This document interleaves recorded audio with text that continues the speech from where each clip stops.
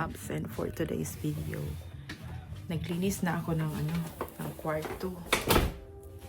Ngayon ay magluluto ako ng para hapunan na namin ni Eman. Meron akong niluto ng first time ko pala mag-absent ngayon na school year. Meron akong niluto dito kanina na ginisang gulay, parang pinakbet. So, yan ang ihahalo ko din sa munggo. So, nagmunggo ako. Ito naman yung pinabaon ko kay Eman, yung itlog na omelette at saka spam. So, ngayon ay nagluto ako. Tapos, inunuman ko kanina ng turmeric powder na may lemon. Hindi ko alam ano yung proof niyan. Si Eman, pinapainit ko ng ganyan. Kasi, uso ang viral ngayon na pag-ubo-ubo. Ang ubo lang naman at sakit ng ulo yung aking nararamdaman. Kaya pangit din ang boses ko. So, hindi ko masyadong mapalakas yung boses ko. Kaya wala din ako magawa sa school kung andun ako sa school. Kaya nag-leave na lang ako. Kasi wala pa naman din ako absent. Ang worst is, usually pag may absent sa school, dahil kulang ang substitute teacher sa Gaston County.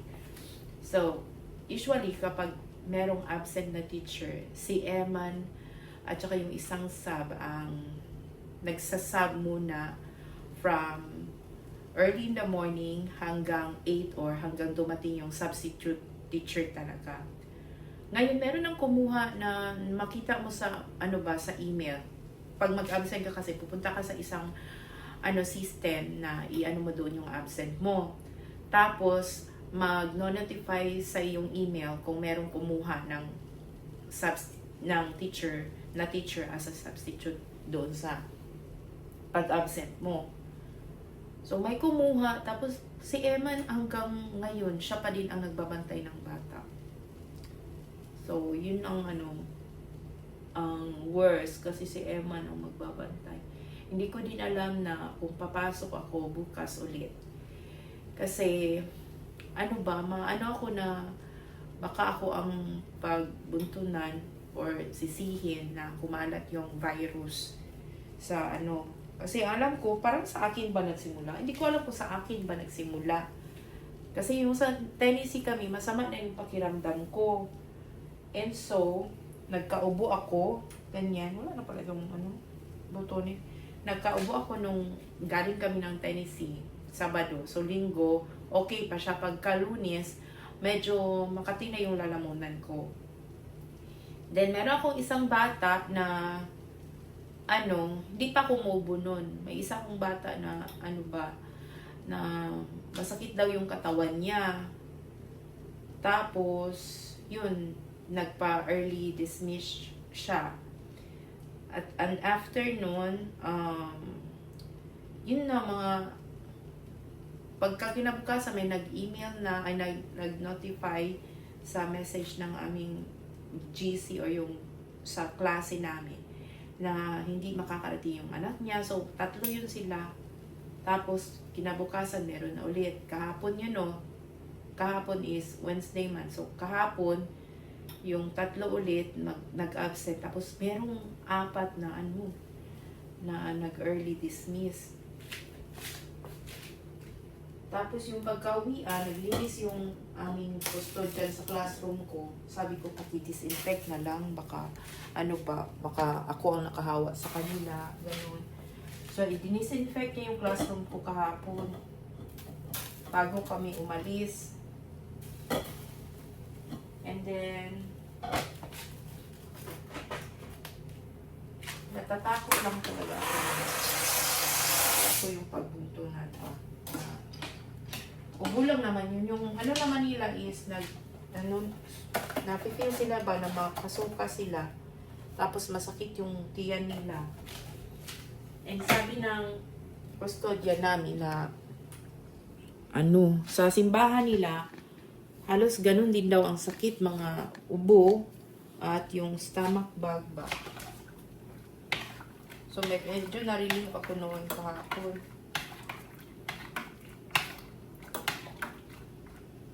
So, gusto kong kumain ng mac cheese. Meron kaming binili ni Emma na ganito, oh. Velveeta. Ang gagawin lang is pakukulaan lang yung shell na pasta.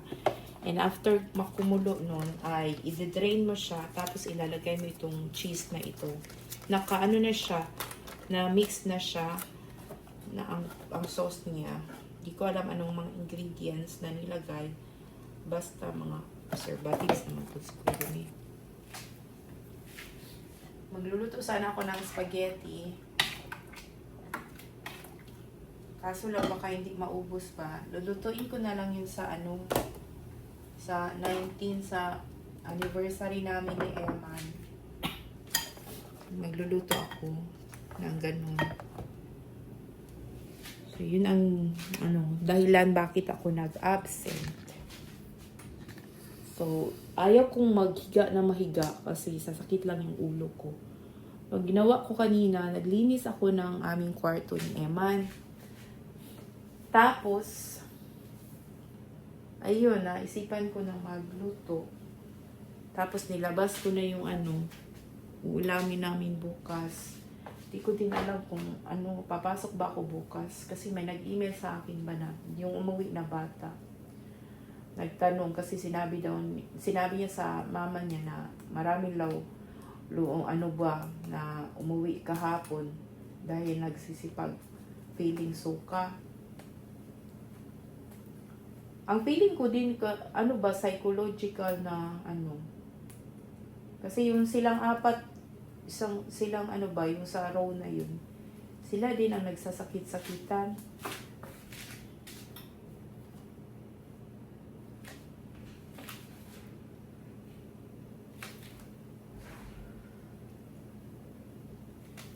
Ay, sir. Wala, umana kagtrabaho?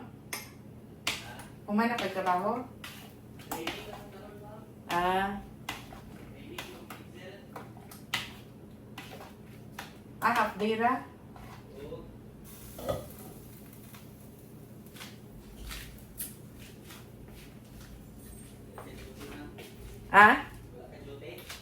Nag-absent ko, gaubo ko, sir. Basig, palinglan nga, kita ang nagkalat. Kaya pangubo akong mga bata. Gahapon pa.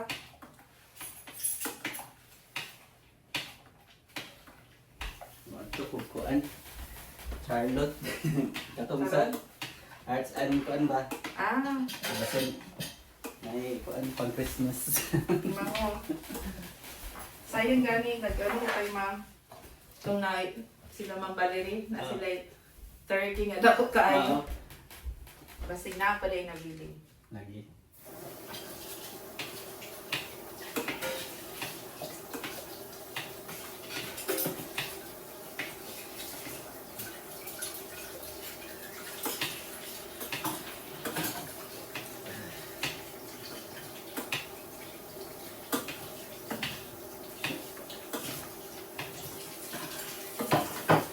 Paano nagkuhan sa mo nag-train sa Gaston College?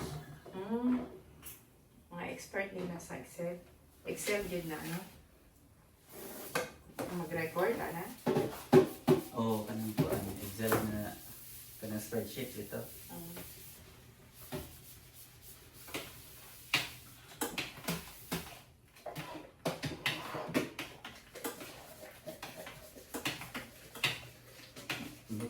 Man ko. Dipili daw may kay itong last week na siguro i-interview ay assist pa ng isa sa mga supervisors ba. Isa daw kung may plano na mo sa mga pagtrabaho diha. Ulitan nagplano ba may nga mo grow up. If kung ang di man kung may opportunity, why not? Malito nagkuhan sila na nagpili sila sa kuan sa ako kaysa kung mga kuan na mga plans na kuan mo level up mo na ilang ipagkuan ilang ipakandak with training.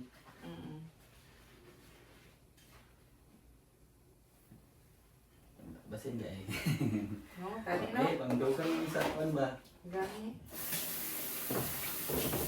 Kung diri ang pinakataas na work na, dito pa ang pinakagamay ng trabaho na light lang ba? Oo. Itong manager na. Kabalo ka, Excel. So yes. Sa level sa imuhang kuan, knowledge sa Excel. Maybe advanced. Ano siya? Oh! Ano siya? Oh! But we have a training, so we have a scheduled training for basic. Or are you confident of proceeding to the advanced? I think I'll just go with the basic first and let's see. So, okay. Basic nila, basic yung kayo. Di ka sa pag-open. Abi ko bag-unsay basic nga. Basic maganda kayo. Sa pag-open, asa lapit ang mga Sa pag-save. mga button. Kana, sa pag-save. Basic maganda kayo.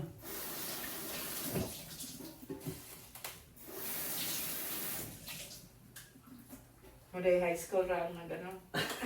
Nag-train. College. College. Kung sa itong mga nanay knowledge daan, palihog na kung assistant yung abay. Yung uban, dagan sila, zero knowledge din sila.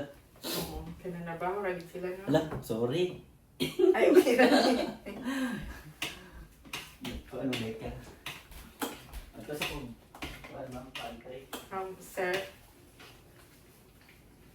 Pabalik ko dahil.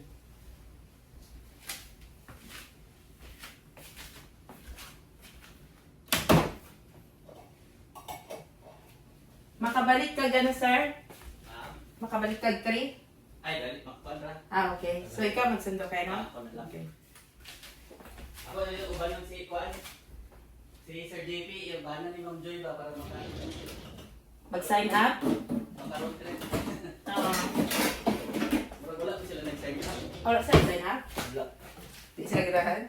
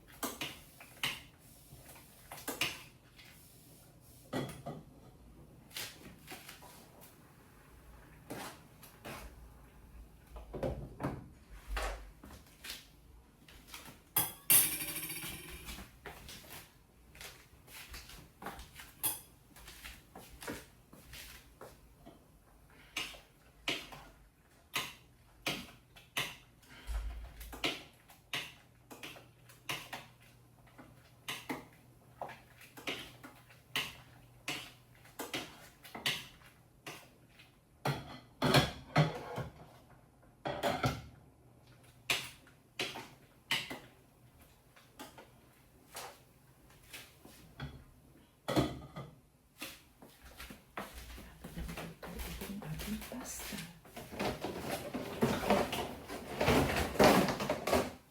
Balik.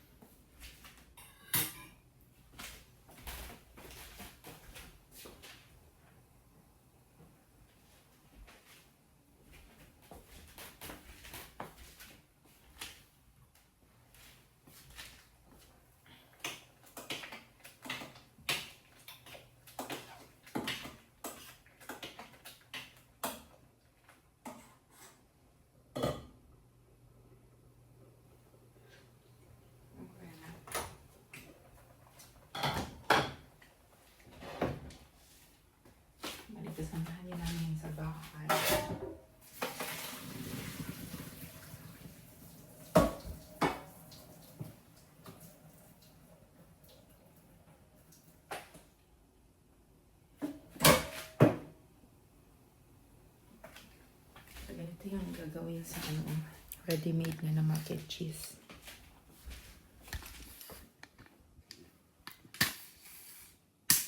So, once na naluto mo naman 10 minutes yung pasta, bubuhos mo na yung mac and cheese na sauce. Patay ng sea sauce. So, nagtatrabaho pala si Sir doon sa kumpanya kung saan unang nagtrabaho ang Mr. ko. Nag-resign lang siya kasi hindi kami pareho ng ano ba, ng schedule. Nahirapan siya. Ayaw niya na mag-worry ako sa sasakyan ba. God's will lang talaga kasi kung doon pa rin siya, ngayon lumipat na kami ng bahay, hindi na ako magka-carpool doon sa dating kasamahan ko ang bahay.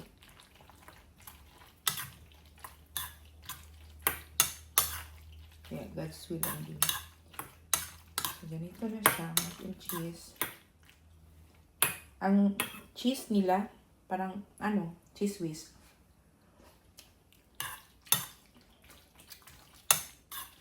Wow. Parang cheese whisk ang lasa. Nalamigin ko lang siya.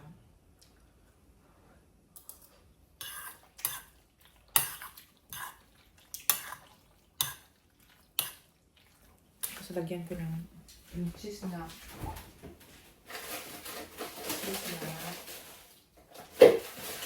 pinasla.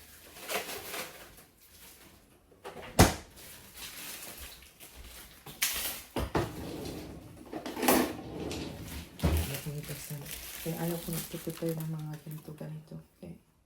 Ang hugasan ba?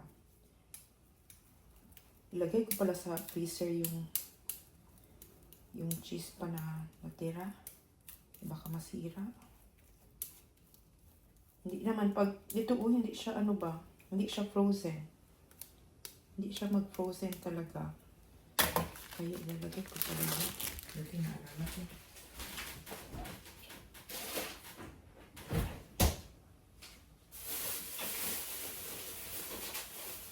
Ito June 2025. Hindi pa siya na-open. Nakita na. Hindi siguro na. Huwag na lang. Kasi man siya. Naka-fridge ba? So, ganito nilagyan ko siya ng cheese. Ito naman, hindi siya. Ayun, idin cheese yung pinakita ko. Ito, ano nga ito na cheese na? Ito, Magnolia ba yun?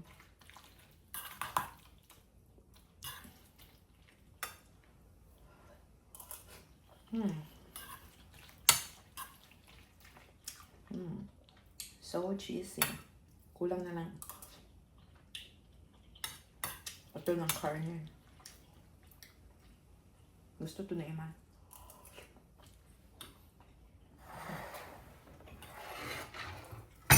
Pero mas gusto niya yung niluto ko nga doon. Munggo. Tagal na din kami hindi nakamunggo. Hindi ako nagmumunggo na masyado para iwas arthritis.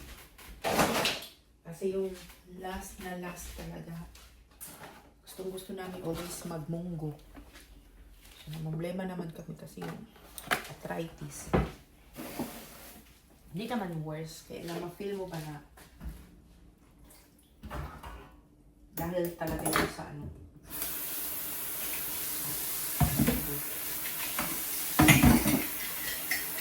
mahangin masyado ngayon. Tingnan nyo yung view dito. Mahangin masyado. Yung ibang lugar sa North Carolina ngayon, naka-experience sila ng grabe masyado na hangin. Gusty wind ang tawag.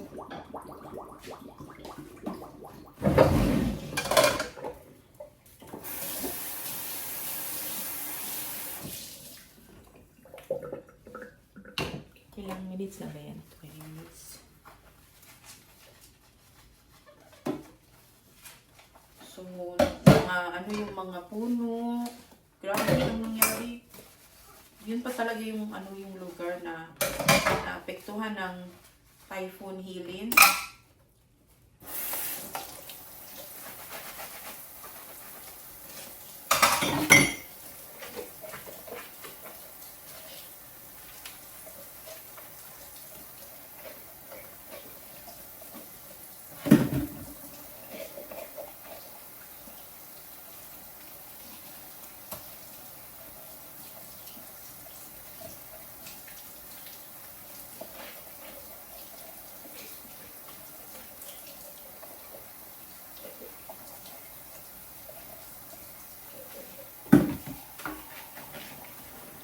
Yung baso namin na ginamit sa turmeric naging yellow.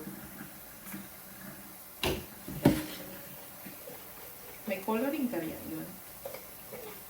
Sino ba may alam? Dinala yun ng kasamahan namin sa bahay. Galing sa kanilang Cagayan. Pasalubong nila. Kasi nauna man kami dito. 1 year yung palitan namin. Nauna kami ni Eman. Last year pa kami sila. Ngayon namin silang April. April ba sila? Kalimutan ko.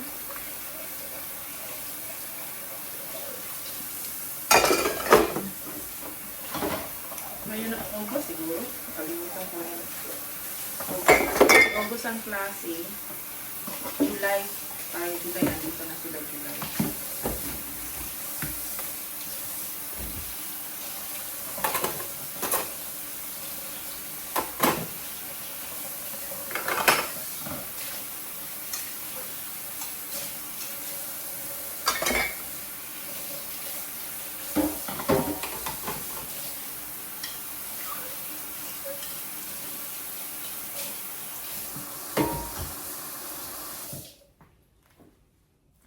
Yun lang kakainin ko ngayon kasi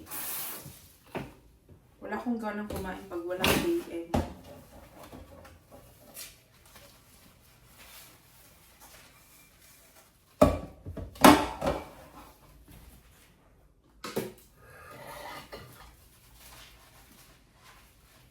Hi! Sorry, tinalihan ko itong yung divider namin. Talagyan ba ng din? Pinaliwan ko lang kasi sira. Hindi ko alam lang sira. Pag malamig kasi dito, mapansin ko yung mga pintuan na matigas.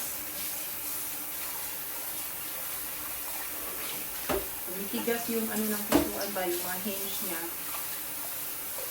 Diba yung topic ng hinge pag winter. Luto na yung aking munggo.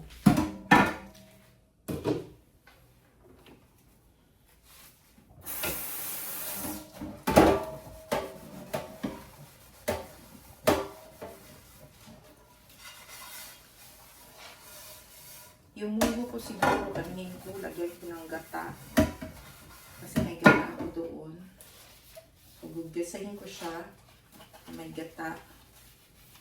Tapos, ilalagay ko yung bulad. May bulad ko kami. Lalagay ko yung bulad.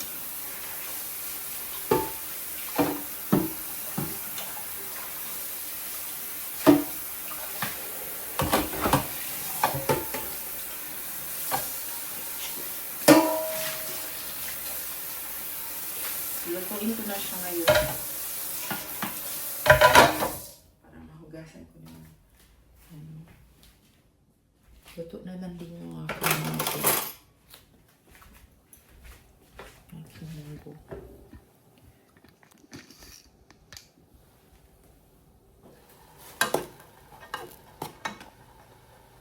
Hindi na lang. Paubusin ko na lang yung tubig ng munggo. So, gagataan ko na lang pala yun. Hanggang na yung aking medyo nawala na yung tubig. Kailan pa yung gata ko?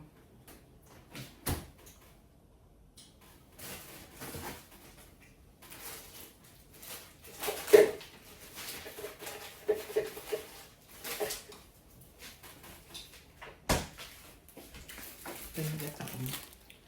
Tapos, meron ako bulal. Ito, iniwan talaga ito ni Eman. Kumain ako. Nilutuan ko sila ng mga Pinoy na pang-almusal na kasama namin. Yung last Saturday. Last Wednesday na yun. Bago kami umalis. So, nagluto ako para sa kanila.